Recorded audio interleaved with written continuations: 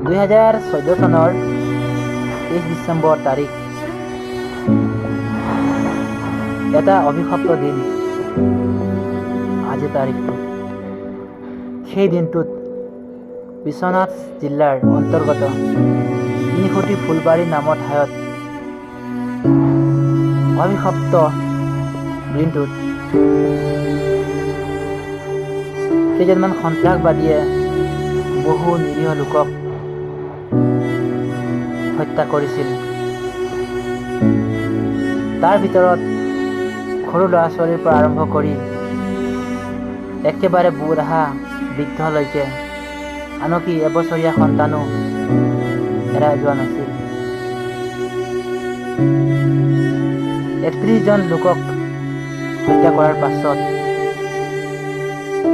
বহু লোক চিৰদিনৰ কাৰণে পংগু হৈছিল।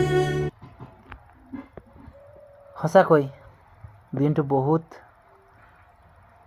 কলা দিন। আজিৰ দিনটোত অঞ্চলবাসীৰ কাৰণে বহুত এটা বেয়া দিন। সেই দিনটোত কথা মনত পৰিলে আজিও গা নোম শিয়ৰি উঠে।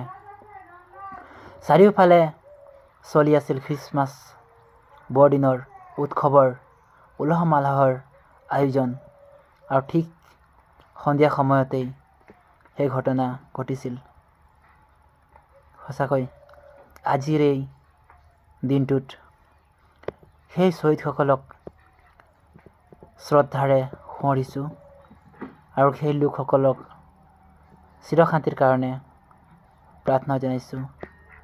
আপোনালোকৰ আত্মাই য'তেই থাকক শান্তিৰে থাকক তাৰে আশা কৰিছোঁ, আৰু এনেকুৱা দিন যাতে কেতিয়াও নহওক, ক'তো নহওক তাৰে ভগৱানৰ ওচৰত প্ৰাৰ্থনা জনাইছোঁ।